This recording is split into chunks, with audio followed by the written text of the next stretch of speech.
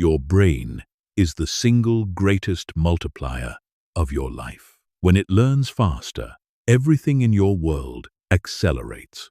Your skills, your clarity, your confidence, and your results. When it remembers longer, the time you invest into learning finally pays dividends. Instead of slipping through the cracks of forgetfulness, the challenge is not that there isn't enough information in the world. The challenge is knowing how to absorb it, store it, and retrieve it when it matters. In this audiobook, we will explore how to upgrade your brain so learning becomes easier, memory lasts longer, and knowledge becomes part of who you are. Not just something you once read briefly, understood, and then lost. You will learn why your brain is more adaptable than you've been told, why attention must come before memory, and how simple scientific learning tools can turn ordinary study into long-term mastery. More importantly, you will discover how to apply these ideas to real life, so you can build a mind that gives you an unfair advantage. This is not about being a genius. It's about learning how to learn strategically, intentionally, and repeatedly. It's about protecting the most valuable cognitive machine you own and upgrading it with habits, systems, and choices that compound over time. If you commit to this process, the payoff will follow you for the rest of your life. In this audiobook, we will unlock a framework for learning faster, remembering longer, and building a brain that keeps improving year after year. This is your opportunity to step into the identity of a lifelong learner, a person who turns knowledge into capability and capability into confidence. Let's begin. Chapter 1. Build a brain that learns efficiently. To upgrade your ability to learn, you must first understand that the brain isn't a fixed machine. It's a living system. It changes, adapts, reorganizes, and rewires based on how you use it. Scientists call this neuroplasticity, but you don't need the scientific term to benefit from it. What matters is this: the brain you have today is not the brain you must live with tomorrow. It can get sharper, it can get faster, it can become more capable, and with the right inputs, it will. Learning efficiently means getting more value out of every hour you spend learning. Most people don't have a learning problem. They have an efficiency problem. They try to learn through force, reading the same page over and over, or watching videos non-stop, hoping that repetition will magically create understanding. But learning isn't just about exposure. It's about processing. It's about making sense of what you take in and linking it to what you already know. To build a brain that learns efficiently, start by giving it what it needs: attention, clarity. Attention focuses the mind. Clarity makes information meaningful. Structure keeps knowledge accessible when you need it later. Without these three ingredients, learning becomes random, superficial, and easily forgotten. With them, learning becomes faster, smoother, and more enjoyable. Your brain loves patterns. It learns best when information connects, rather than floats around as isolated facts. When you understand how ideas relate to each other, the brain forms networks of meaning. These networks become shortcuts. They make it easier to retrieve knowledge, to use it in new situations, and to build new ideas on top of old ones. That's what efficient learning looks like. Ideas stacking on ideas, knowledge compounding instead of evaporating. Another part of efficient learning is understanding. The difference between recognition and recall. Recognition is when you see something and think, "I know this." Recall is when you remember it without any cues. Recognition feels easier, so the brain loves it. but recall builds true memory. Efficient learners train recall. They force the brain to retrieve knowledge without hints, without prompts, without someone reminding them. That one shift alone transforms how long information stays with you. Efficiency also means reducing cognitive waste. Every distraction, every notification, every mental detour steals processing power from the brain. When the mind is scattered, learning slows. When the mind is centered, learning accelerates. This is why environments matter. This is why habits matter. This is why systems matter. They protect the brain from friction, so learning can flow. Finally, efficient learning depends on identity. If you see yourself as someone who learns quickly, the brain adapts to that expectation. If you see yourself as someone who struggles, the brain adapts to that as well. The brain listens to the story. You repeat. So choose a better story. Say it often, live into it. You don't need more lectures. You don't need more motivational slogans. What you need is a brain built for efficiency, one that absorbs, organizes, and recalls with ease. When you build that brain, learning stops feeling like a chore and starts feeling like a superpower. And once that shift happens, everything else becomes easier. Chapter 2. Train your attention before you train your memory. Before you can remember anything, you must first pay attention to it. Attention is the gatekeeper of learning. If information doesn't make it through the gate, it never becomes memory. It doesn't matter how interesting the subject is, how intelligent you are, or how badly you want to learn. Without attention, nothing sticks. And yet attention is the skill almost no one trains. We spend hours trying to memorize, hoping our brain will cooperate, when the real bottleneck is earlier in the chain. Memory is not the first step. Attention is. Think about how many times you've read a page, only to realize you have no idea what you just read. Your eyes moved across the words. Your brain registered the shapes, but attention wasn't present. You scanned the content, but you didn't engage with it. And because you didn't engage, nothing encoded. The brain cannot store what the mind never noticed.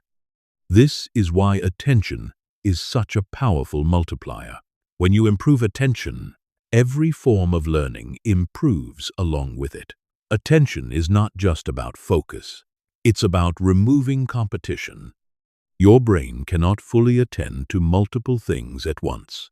Multitasking is a myth when it comes to deep learning. The brain switches rapidly between tasks, paying superficial attention to all and deep attention to none. This constant switching slows comprehension and weakens memory, because every switch carries a cognitive cost. Efficient learners understand this. They trade multitasking for monotasking. One task, one focus, one channel of mental energy at a time. Training attention starts with eliminating noise, mental noise, digital noise, environmental noise. Learning in a state of distraction is like trying to plant seeds in a windstorm. You can throw as many seeds as you want, but very few take root. One of the simplest ways to upgrade attention is to control your environment. Remove optional distractions before you begin. Put the phone away. Silence, notifications, clear visual clutter. These small adjustments signal to your brain that something important is about to happen. And the brain responds by allocating more resources. But attention isn't just environmental. It's also internal. Your mind has its own distractions: rumination, anxiety, anticipation, daydreaming. These internal disruptions are often more powerful than the external ones because you carry them with you. The key here is cognitive presence, training the brain to stay in the moment long enough for learning to occur. You do this by building mental endurance. The same way you build physical endurance, progressively start with short blocks of focused attention and expand them over time. 10 minutes of deep attention can be far more valuable than an hour of half distracted drifting. Another important element of attention is intention. When the brain knows why it should care about something, it pays more attention to it. Learning becomes deeper, faster, and more durable. When you give your brain a target, before you read a chapter or watch a lecture, ask simple, intentional questions. What am I trying to learn? What do I want to remember? Why does this matter? These questions are not just motivational tricks. They prime the brain for relevance, and the brain remembers what it considers relevant. Attention also improves through active engagement. If you sit back and consume content passively, your brain will wander because it has no job. It's similar to giving a child nothing to do and expecting them not to get bored. The brain is built to participate, not just observe. You can activate engagement through simple techniques, asking questions while learning, pausing to summarize, imagining how you would explain the idea to someone else, or connecting the information to something you already know. These small acts tell the brain, this matters. Stay here, and the brain listens. There's also a physical dimension to attention. The brain's attentional circuits run on energy. Sleep, hydration, nutrition, and movement all influence how much attention you have available. You might blame yourself for lacking focus, when the real issue is that your brain is underfueled or overstressed. A tired brain learns slowly. A stressed brain learns defensively. A nourished brain learns freely. Treat attention as a resource, something you can protect, invest, and replenish. But perhaps the most powerful truth about attention is this: attention is a choice. You choose what to give your mind to. You choose what gets access to your time. You choose what you allow to interrupt you. And over time, these choices become habits. Some people build attentional strength, deep, steady mental presence. Others build attentional weakness, fragmented reactive, easily hijacked focus. Both are trained. One leads to clarity and competence. The other leads to confusion and cognitive fatigue. If you want to upgrade your memory, begin by upgrading your attention. Because memory is downstream of attention. If attention is sharp, memory is possible. If attention is dull, memory collapses. This simple truth will save you years of frustration. You don't have to force your brain to remember. You don't have to memorize through brute repetition. When your attention is present, your brain does the encoding naturally and automatically. So train your attention first. Give it structure. Give it protection. Give it purpose. When you do, learning becomes faster, memory becomes stronger, and knowledge begins to stay with you instead of slipping away. And once that happens, you'll realize that attention was never just a cognitive skill. It was a competitive advantage. Chapter 3. Turn information into understanding, not just data, to truly upgrade your brain. You must learn to transform information into understanding. Information is everywhere. Understanding is rare. Information is easy to collect. Understanding takes work. And yet understanding is what the brain remembers, uses, and applies. Data without meaning slips away. Data without context evaporates. But when information becomes understanding, when it becomes part of your mental map, it sticks. The reason so many people forget what they learn is simple. They collect information the way others collect souvenirs. Interesting in the moment, but rarely used again. They read a book, highlight a few sentences, feel intellectually stimulated, and then move on weeks later. They can barely explain what the book was about. It's not because their memory is bad. It's because their learning stayed shallow. Shallow learning feels productive, but it doesn't produce understanding. It creates the illusion of knowing, not the reality of knowing. Understanding begins with depth. Depth means slowing down long enough for the brain to process what something actually means. Most people rush through content because they want to consume more. They want to finish the course, finish the article, finish the video. But learning isn't about finishing. It's about absorbing. It's about integrating. The brain needs time to convert information into personal knowledge. When you slow down, you give your brain the chance to ask the most important learning question: how does this fit into what I already know? The brain builds understanding through connection. Every new idea must attach to something familiar.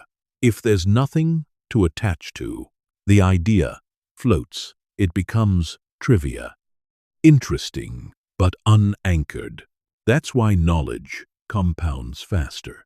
When you have a base to attach it to, the more you know about a topic, the easier it becomes to learn more about that topic.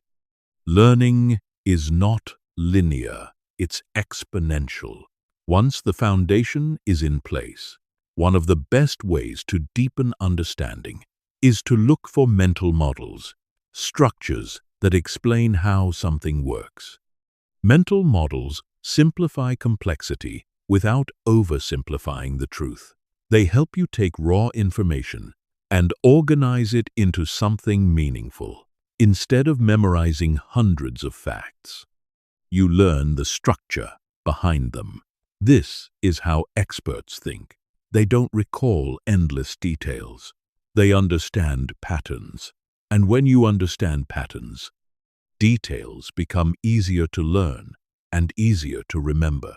Another key to understanding is asking better questions.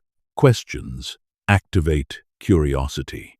Curiosity activates attention, and attention activates memory. Instead of passively absorbing information, ask questions such as, why is this true? What problem does this solve? What is the principle behind this? What would change if this were false? Questions force the brain to engage. They force the brain to reason, and reasoning is where understanding lives.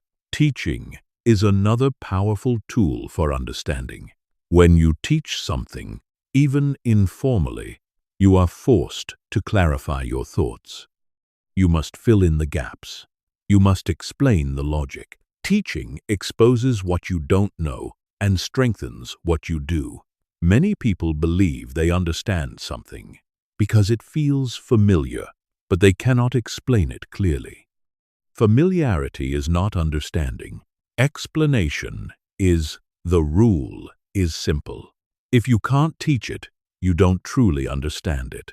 Analogies and metaphors also help convert information into understanding, and the brain loves comparisons because they shrink the distance between the known and the unknown. When you compare a new concept to something familiar, you build a bridge that helps the brain cross into clarity. Some of the greatest thinkers in history used analogy as a primary teaching tool. For this reason, it turns complexity into something the brain can digest. Another important part of understanding is context. Context answers the questions. When does this matter and where does this apply? Information without context is like directions without a destination. You might know the steps, but you don't know when to use them. When you understand context, knowledge becomes usable. You begin to see opportunities to apply what you know, and application is the final stage of understanding. Once you can apply something, it becomes internalized, it becomes part of your thinking. This also explains why repetition without understanding rarely works. When you repeat something you don't understand, the brain treats it like noise. It feels forced. It doesn't stick. But when you understand something, repetition strengthens it. Understanding makes repetition efficient. Repetition makes understanding durable. Together, they form memory that lasts. To turn information into understanding, you must also avoid intellectual hoarding. Intellectual hoarding is the habit of consuming. More than you integrate, content becomes entertainment instead of transformation. The mind becomes cluttered with disconnected fragments. The cure is simple. Integrate. As you go after learning something, pause and ask, how would I explain this? How does this connect? How would I use this in real life? That pause is where learning becomes real. In the end, your brain doesn't reward you for how much information you collect. It rewards you for what you understand. Understanding is the bridge between knowledge and capability. It turns learning into usefulness. And when you build this ability, when you turn data into meaning, your brain stops being a storage device and becomes an instrument for thinking. That is the upgrade you are aiming for. Chapter 4. Make learning active, not passive. Passive learning feels comfortable. You sit, you listen, you watch, you read. Information comes toward you and you let it wash over you. It feels like learning because it feels productive. It feels easy. It feels smooth. But passive learning does not create mastery. It does not build memory. It does not produce understanding. It produces familiarity, and familiarity is fragile. It fades quickly and gives you the illusion that you know something, long before you actually do. Active learning is the opposite.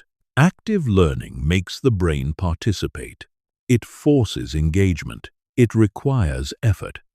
It pushes you to think, reason, explain, retrieve, connect, apply, and evaluate. And because the brain is working, the learning becomes deeper, stronger, and far more resistant to forgetting. The difference between passive learning and active learning is the difference between watching someone swim and actually being in the water. Watching feels easier.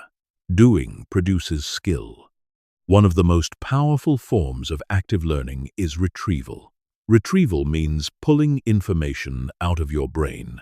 Without looking at it when you retrieve, you tell your brain this matters. Keep this, strengthen this. Retrieval is memory training. It rewires circuits. It deepens recall. And yet most people avoid retrieval because it feels harder than rereading or rewatching. Hard does not mean wrong. Hard often means effective. Another form of active learning is explanation. If you can explain something in simple language, without jargon, without notes, without hiding behind complexity, it means you truly understand it. When you explain, you organize ideas, you connect concepts, you simplify structure, you expose gaps. You discover whether you actually know what you think you know. This is why great teachers learn faster than their students. Teaching forces active learning, and active learning forces growth. Application is another mode of active learning. When you use what you learn, the brain upgrades it from theory to skill. Theory alone rarely sticks. Skills stick because the brain has seen them work in the real world. When you apply something, solve a problem, perform a task, use a method, the learning moves from conceptual to experiential. Experience leaves cognitive residue. It lasts. Active learning can also involve questioning. Asking questions turns information into curiosity. Fuel questions activate the mind. They create gaps that the brain wants to fill, and curiosity is one of the strongest drivers of attention and memory. Instead of asking, "What did I learn?" ask, "What didn't I understand? What surprised me? What challenged what I believed? Where could this be wrong?" These questions turn knowledge into exploration instead of accumulation. Another important element of active learning is transformation. Don't just consume information. Transform it. Take notes in your own words. Turn paragraphs into diagrams. Convert ideas into summaries. Break concepts into steps. Compare, contrast. Categorize. Every time you reshape an idea, you deepen your grasp of it. The brain doesn't remember what it merely touches. It remembers what it reshapes. To make learning active, you must also slow down consumption. Passive learners rush. They chase content volume instead of content value. They want to finish the book, finish the video, finish the course. But learning doesn't reward finishing. It rewards processing. If the goal is speed, you consume more. If the goal is mastery, you do less but think more. The world is full of people who have consumed a mountain of information but can't explain any of it. Don't become one of them. Active learning also benefits from spacing. When you revisit information across time, the brain reinforces pathways and rebuilds recall. Spacing works best when you engage with the material actively. Each time, testing yourself, explaining again, summarizing again, recalling again. Passive repetition is weak.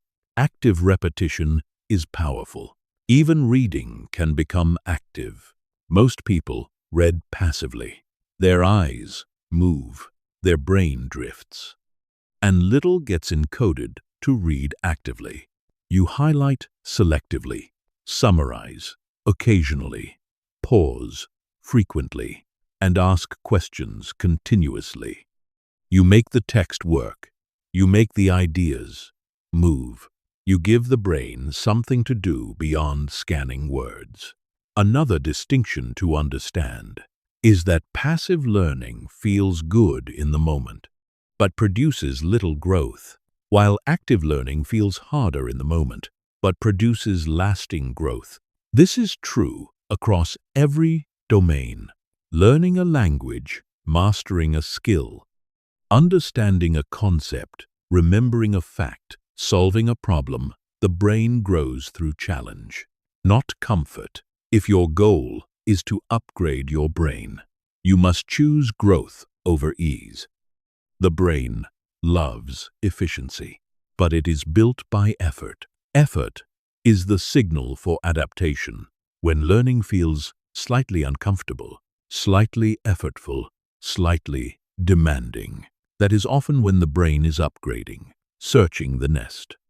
The improvement begins with a simple shift in identity. Stop seeing yourself as a consumer of information and start seeing yourself as a transformer of information. Consumer learning leads to familiarity. Transformational learning leads to mastery, and mastery is what stays with you for life. So make learning active. Think, retrieve, explain, question, apply, transform, teach. These are the verbs of mastery. These are the habits of intelligent learners. When you adopt them, you shift from someone who takes in knowledge to someone who internalizes it. And once you reach that level, learning becomes not just faster but permanent. Chapter 5. Use spaced repetition to lock knowledge in. Memory is not an event, it's a process. The brain does not store information perfectly. the first time you encounter it. Instead, it stabilizes memory in layers, strengthening connections through repeated retrieval across time. This process explains why you remember the things you use often and forget the things you only touch once. The brain is efficient. It keeps what seems important and discards what doesn't. Spaced repetition is the method of telling your brain, "This is important, keep strengthening it." It is one of the most powerful tools for long-term memory, and ironically, one of the most underused. Most people try to memorize through cramming, putting large amounts of information into short bursts of time. Cramming feels productive because you can temporarily recall the material, but temporary recall is not the goal. Retention is cramming, produces short-term memory that fades quickly. It allows you to pass an exam today, but forget everything next week. Spaced repetition does the opposite. It spreads the learning over time, using intervals that grow progressively longer as the memory becomes stronger. This method aligns with how the brain naturally forgets as the brain tries to drop information. Spaced repetition pulls it back, reinforcing the signal. The science behind this is rooted in the forgetting curve. After learning something, once your ability to recall it drops sharply, within hours or days, most people let the memory die. Spaced repetition interrupts the curve at the right moments, just as the memory starts to weaken, forcing the brain to rebuild it. Every time you retrieve something at the edge of forgetting, the memory becomes more durable. It becomes easier to recall, faster to access, and more deeply integrated into your cognitive network. There are several ways to practice spaced repetition, but they all share one principle. Review information at increasing intervals. Day 1, Day 3, Day 7, Day 14, Day 30. The exact pattern may vary, but the logic stays the same. You give your brain time to forget just enough, so the retrieval requires effort. That effort is crucial. Easy recall doesn't strengthen memory. Effortful recall does. The harder your brain has to work without completely failing, the stronger the memory becomes. Retrieval is not the same as rereading. Rereading feels familiar and comfortable.